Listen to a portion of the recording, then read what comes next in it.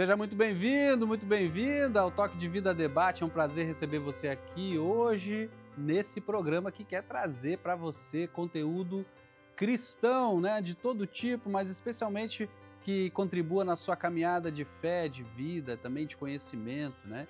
Se você está chegando pela primeira vez, eu sou o pastor André, capelão aqui da Universidade Luterana do Brasil, do Campus Canoas, e é um privilégio poder estar conversando com você. Hoje nós vamos receber uma presença ilustre, o pastor Valdemar Garcia Júnior, lá de Copacabana, Rio de Janeiro, que faz um trabalho belíssimo lá de pregação da palavra de Deus, né, de missão, e a gente vai querer saber dele aí como é que é esse trabalho, né, num contexto urbano, né, numa das cidades mais visitadas do mundo. E a igreja do pastor Valdemar fica no bairro Copacabana, que abriga, né, uma das praias mais famosas do mundo, recebe visitantes de todos os lugares. E como é que é fazer a missão de Deus nesse contexto? Então fica com a gente para a gente conversar com o pastor Valdemar.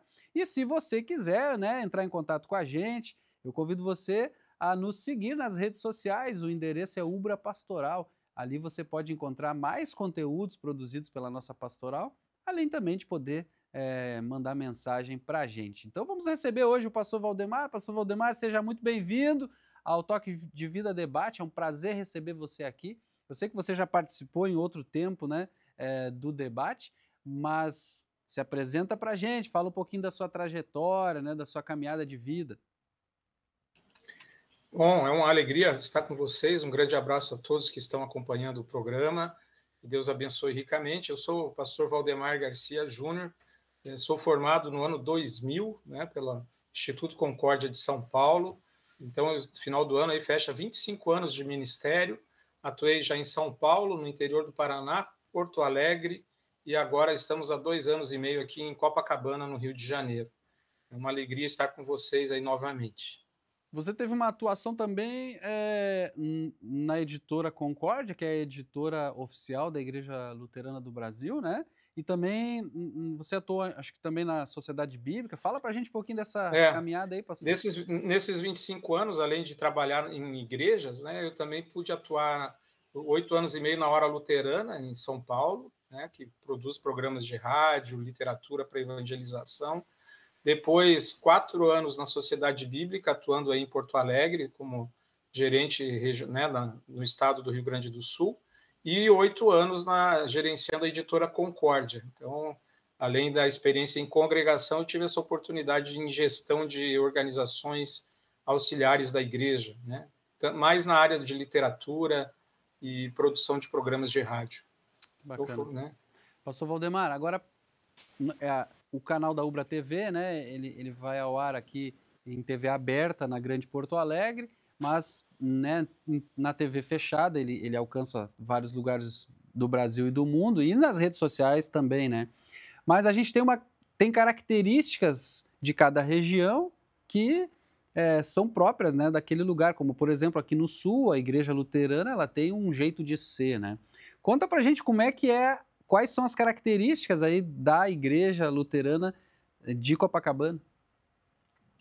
Bom, só para contar um pouco, né, da história, ela tem 18 anos, ela surgiu numa iniciativa de membros que moravam aqui na Zona Sul, e a Igreja Luterana ela está há 92 anos no Rio de Janeiro, mas ela começou um trabalho na Tijuca, que é subúrbio aqui, né, pertinho do Maracanã, é um lugar muito bacana, a igreja lá, e depois ela, né, também na Penha, Nova Iguaçu, para a Baixada, e a Zona Sul do Rio de Janeiro foi ficando para trás, né, por vários fatores, questão de custo, enfim. Mas aí, como nós tínhamos vários membros aqui, eles viram a importância de ter um trabalho da Igreja Luterana, não para eles, mas a partir deles alcançar mais pessoas.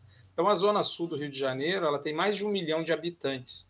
O bairro de Copacabana, 150 mil habitantes, mais todos aqueles turistas aí que, né, no Réveillon chega a 2 milhões, show da Madonna, 2 milhões de pessoas no bairro aqui. Até o pessoal brinca que se todos os moradores de Copacabana descerem dos edifícios ao mesmo tempo, você não vai enxergar asfalto em Copacabana, porque é muita gente, né? Então, é uma congregação que sempre se preocupou em sair, né, como a gente fala, dos muros da igreja, então não é só atuar para dentro, né, com os cultos, com o trabalho para os membros da igreja, mas ser também um local em muita parceria com a comunidade local, com o bairro, ser a igreja do bairro, atuando em parcerias. Então, sempre teve esse alvo, né, esse objetivo. Então, é uma igreja que tem uma membresia aí na estatística aí de 199 membros, mas que atua muito com a comunidade local, sempre está no DNA dela, né? Então, tanto o pastor Paulo Albrecht, que foi o primeiro pastor residente, depois o pastor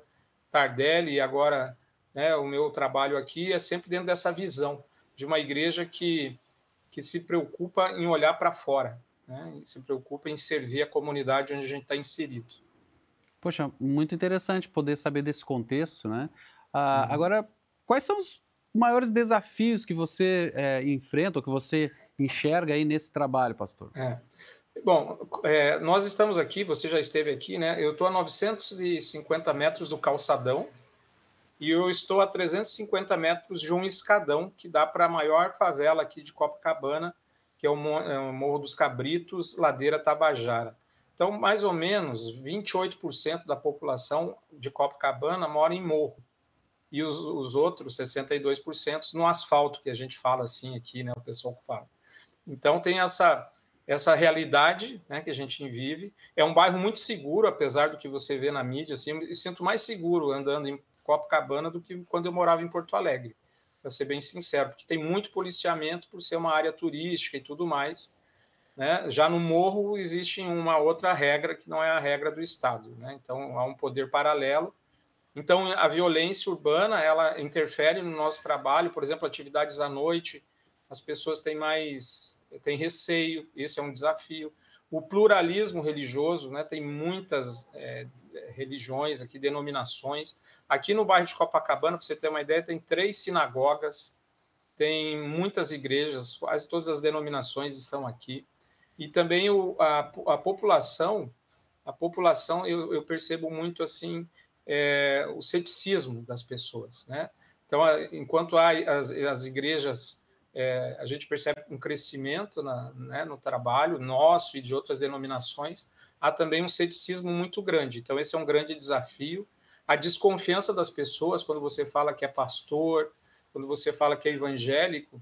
A gente está num bairro que a boemia é forte, que a cultura popular é forte, música, samba, carnaval, né, muitos barzinhos. Então, quando você fala que é um pastor, quando você fala que é evangélico, o pessoal associa você a um tipo de comportamento e te olha muito como se eu fosse ser um juiz da vida alheia. E isso cria barreiras também para a nossa...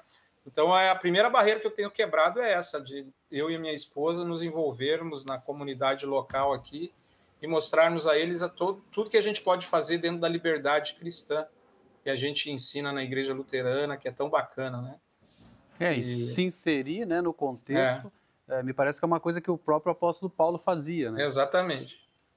Você precisa ser conhecido, você precisa entender, né, onde você está vivendo, e você falou muito bem, o apóstolo Paulo é um grande exemplo disso. E também eu tenho que agradecer muito ao meu antecessor, né, o pastor Tardelli, que hoje está nos Estados Unidos, que abriu assim muito as portas desse trabalho, que o Paulo August ficou pouco tempo aqui, né? No nosso trabalho, eu não contei, ele começou na casa de membros, depois eles foram para hotel e eles alugavam um salão de hotel, né, salas de hotel para fazer os cultos, e depois de 2011 para cá que a gente tem uma sede própria.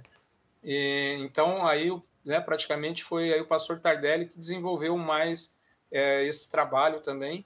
E aí quando eu cheguei, vamos dizer assim, já estava tudo aplainado o caminho, e foi só dar continuidade, e, claro, cada um tem o seu jeito, né? Mas eu vejo isso como fundamental, né? A gente ser, como me ensinaram no seminário, a gente desfazer a mudança, a caixa, esquecer que eu sou paranaense, esquecer que eu sou do sul do Brasil, hoje eu estou no Rio de Janeiro, e graças a Deus a gente conseguiu se adaptar muito bem. O carioca é muito legal, o povo carioca é muito bacana. Eu ser torcedor de um time do Rio de Janeiro ajuda, que é o Flamengo. Quer dizer, eu me sinto assim como se eu estivesse em casa. E isso tem ajudado nesse trabalho, né? A vizinhança, amigos. Temos recebido muitos amigos do bairro vindo à igreja, conhecendo. E algumas parcerias bem interessantes aí, quem sabe durante o programa a gente pode falar, por exemplo, do Samba da Benção. Pô, fala pra gente, por favor.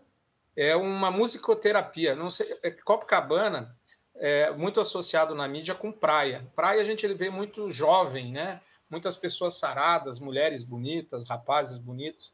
Mas Copacabana, não sei se você sabe, André, 34% da população que mora em Copacabana tem mais de 60 anos. E mais ou menos, cara, 30% dessas pessoas, elas moram sozinhas. Então, aqui na nossa igreja, a gente tem vários programas de ação social. Mas quando às vezes a gente fala em ação social, a gente associa a ajudar pessoas mais carentes do que nós, materialmente. E o nosso olhar é para, né, um olhar holístico, assim, para todas as necessidades das pessoas. Então, o pessoal de classe média alta, também tem as suas necessidades. E uma que a gente percebeu aqui é a solidão. Muitas pessoas moram sozinhas, né? Então, você imagina, 40 mil pessoas, 30 e poucas mil pessoas. E na minha rua aqui eu vejo muito mais idoso andando do que jovem andando, né? Aqui nessa região mais residencial de Copacabana. Então, a gente tem esse trabalho que é o Samba da Benção. É um amigo que a gente fez aqui no bairro, o Luiz, que ele trabalha com música há muitos anos, e ele tem um projeto social numa favela lá da Tijuca, que a gente tem apoiado também com algumas ações.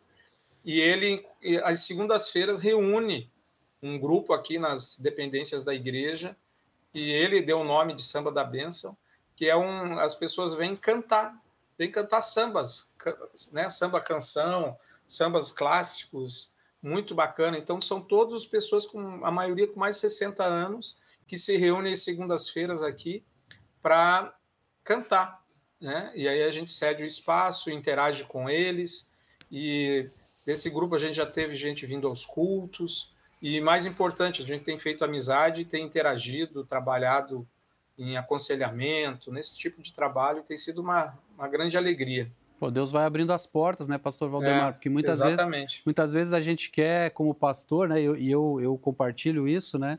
Às vezes a gente quer pregar, né, quer testemunhar, quer falar. Quer converter, mas o ministério da presença, que é isso que você está falando, né? Pô, o pastor estar presente, a sua figura, ela já é um testemunho, né, de fé.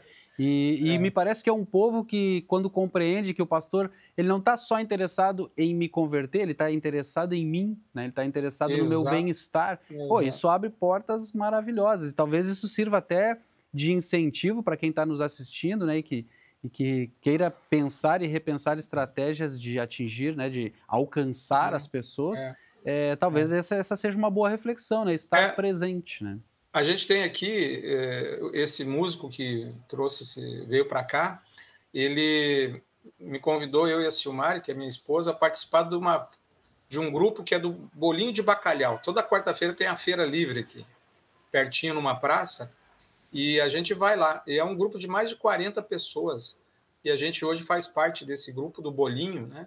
Então vocês veem para o meu rostinho redondo que eu gosto de fritura, essas coisas, né? Então, Bolinho de Bacalhau, quarta-feira, na hora do almoço, a gente se reúne, eles levam vinhos, celebram a vida, é um grupo muito bacana, e a gente tem feito parte, e é engraçado que assim, eles não me chamam de Valdemar, é pastor, né? A Silmari eles chamam pelo nome, é a Silmari, mas eu sou o pastor. O pastor chegou com a Silmari e tal, então a gente interage com eles, e eu sou parte da comunidade, né, André? Eu acho que é isso. Eu percebo, às vezes, não sei se você percebeu isso no teu tempo também de ministério, especialmente em congregação, e muitas vezes o pastor, ele se envolve muito com a membresia, né? É o nosso trabalho, cuidar dos membros da igreja, só que às vezes a gente socialmente também acaba ficando, né, meio alienado a esse grupo. É verdade. Né? Os nossos amigos são os membros da igreja. Compartilho com você. E tem uma preocupação que eu quero compartilhar com você, mas eu vou fazer isso depois do intervalo, porque quando dá aqui o nosso tempo, a gente tem que fazer um breve intervalo. Então, pastor Valdemar, dá tempo de tomar uma aguinha, e a você que nos acompanha também, a gente já volta rapidinho para continuar esse papo sobre a missão de Deus nesses contextos, especialmente hoje sobre o Rio de Janeiro, né, Copacabana. A gente já volta, não sai daí.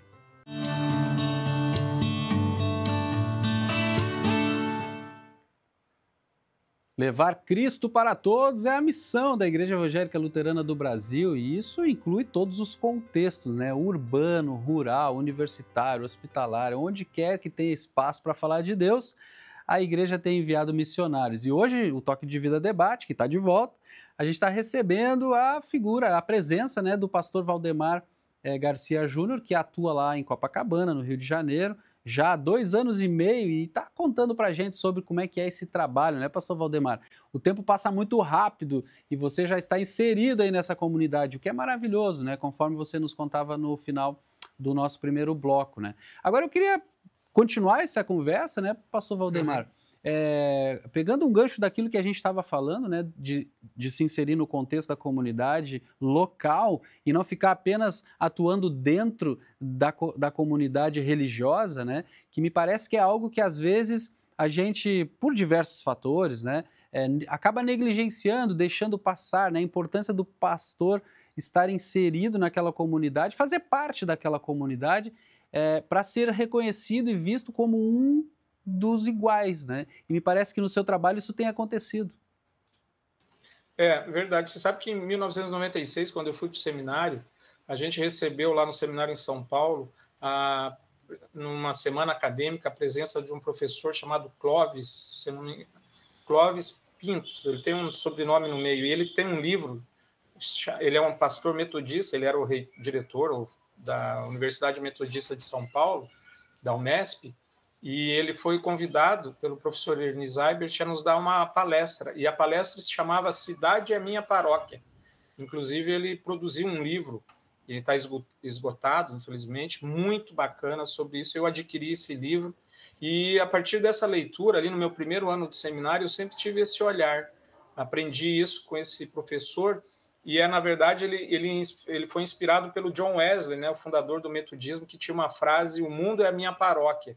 Então ele adaptou e falou: a cidade é a minha paróquia. A partir da nossa congregação local, a gente se preocupa com a cidade onde a gente está inserido, com o bairro onde a gente está inserido. E aí, dentro dessa ótica, isso sempre me pautou, né, nesses 24 anos aí de ministério, e vindo para o Rio de Janeiro, no contexto de Copacabana, a congregação já tem esse DNA, já tem essa, na sua missão, na sua visão, e também a missão da IELB, que é levar Cristo para todos, né? Então, isso, aqui a gente está experimentando isso, e como é saboroso, sabe? Você fazer parte, se sentir realmente pastor do bairro, pastor da rua, passar quando eu cheguei, ninguém me conhecia, eu passava aqui na rua, ninguém me dava bom dia. Hoje é bom dia, pastor, né? É o rapaz da barraca da praia, é o rapaz do mate, quer dizer, você realmente experimentar isso. E para o teu crescimento pessoal é fabuloso, para o trabalho é importante. Eu queria até incentivar a todos realmente a gente abrir os nossos horizontes. Quando a gente chega num lugar novo, realmente a gente se abrir para conhecer o lugar, para se inserir nesse lugar, faz um bem danado para a gente, né? Fazer amigos. E o carioca é muito aberto, é muito comunicativo, é muito querido. Então, estar no Rio de Janeiro e não se inserir, seria uma grande perda para o trabalho da igreja e para a minha vida pessoal e da minha família. Então, eu vejo assim como vamos dizer assim, uma bênção. Você realmente, eu agradeço muito ter tido esse contato com essa obra, e inclusive agora, sabe, a gente vai ter o IMU, que é um curso com os seminaristas de São Leopoldo. O tema dele esse ano é A Cidade é Minha Paróquia, Desafios, Dificuldades e Oportunidades no Trabalho, né, na metrópole como o Rio de Janeiro. Isso se torna importante também porque me parece que muitas vezes, né, eu vou falar aqui do Sul, que é onde eu conheço mais, assim, né, apesar de já ter passado por outros estados, né, mas assim, onde eu conheço mais aqui do Sul é que me parece que muitas vezes as igrejas, especialmente as luteranas, são as igrejas de portas fechadas, que abrem lá no sábado e no domingo quando tem o culto, né, mas durante a semana, basicamente, as portas estão fechadas. E às vezes a gente tem igrejas bem localizadas, né, em pontos estratégicos, né, cidades menores, às vezes a igreja fica bem na região central e as portas estão fechadas. E a partir do que você Verdade. tá trazendo, né, que você disse assim, tanto eu vou ao encontro das pessoas para circular no bairro, quanto a igreja abre as portas não apenas para cultos, mas para Não, receber projetos, receber pessoas. E é me isso. parece que essa é uma estratégia. Eu ia perguntar para você, né? Agora eu tenho anotado aqui uma outra pergunta que é sobre as suas estratégias, mas me parece que você já tem colocado isso para a gente, né? A gente chama assim, até baseado nesse livro do professor Clóvis Pinto de Barros, uma das estratégias a gente chama a espiritualidade da calçada, né? Que é ela começa na calçada, onde os encontros acontecem, nas relações com a vizinhança. Então, por exemplo, dia 15 agora, a gente tem a reunião da Associação de Moradores do Bairro, é aqui. Ontem à noite, quinta-feira, né, era uma quinta-feira, a gente tem um coral de música popular brasileira que se reúne aqui. Então eu sempre os recebo e sempre estou em contato com eles. É um coral, né? Não é. Na segunda-feira a gente tem o Samba da Benção. Às quintas-feiras nós temos uma psicóloga que faz um atendimento. A gente subsidia com preços populares. Então ela recebe um valor da gente e cobra dos pacientes um valor. Toda quinta e sexta-feira ela está aqui presencialmente. Sábados a gente tem um curso de inglês que a gente oferece para crianças do morro, crianças que são de famílias que nós atendemos com cestas básicas. Então a gente tem um trabalho de atender 20 famílias com cestas básicas. A gente visita essas famílias junto com uma assistente social para entender as necessidades delas. Daí surgiu a oportunidade de um curso de inglês, que a gente fez uma parceria com uma empresa de recursos que forma recursos humanos para empresas, que é o primeiro passo para, a partir agora da nossa inauguração do prédio aqui, a gente vai começar com outros cursos que vão dar oportunidade de transformar a realidade dessas crianças, de, né, não serem apenas garçons, entregadores, mas terem a oportunidade de serem profissionais do TI, por exemplo. Então, se você olhar, a gente está aberto quase todos os dias, né? De segunda temos atividades, terças temos atividades, quarta temos atividades, quinta, sexta. O dia que menos tem atividade é sábado, que eu só tenho de manhã por enquanto, e domingo que nós temos o culto. Então ela é realmente uma igreja, eu não vou te dizer portas abertas o tempo todo, até infelizmente por causa da violência, mas com atividades religiosas, sociais e culturais 5 dias por semana. Pastor Valdemar, agora eu estou curioso para saber o seguinte. Eu tenho refletido muito, até no meu ministério, né, sobre como é que eu me comunico com as pessoas que estão ao meu redor. E eu tenho me deparado com essas reflexões com frequência na minha mente. E eu tenho percebido que, às vezes, a dificuldade de comunicação ela atrapalha, né, o caminho, né, do evangelho, vamos dizer assim. E se a gente olhar para a própria história da Igreja Luterana, Martinho Lutero, de certa forma, revolucionou a comunicação com as pessoas, né?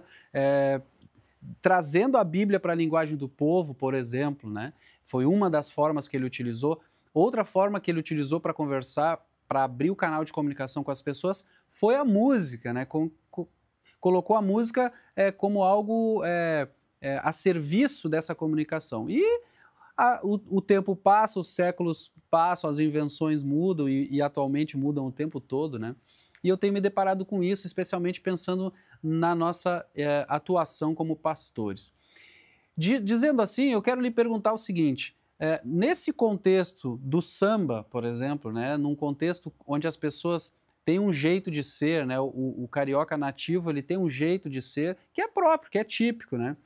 Existe alguma oportunidade ou estratégia, ou você já utiliza essa cultura, né, para se comunicar com essas pessoas? E eu pergunto até especialmente em termos litúrgicos, porque nós temos na Igreja Luterana uma forma mais ou menos homogênea de fazer as nossas adorações, por exemplo, né? A gente tem liturgias formais, né?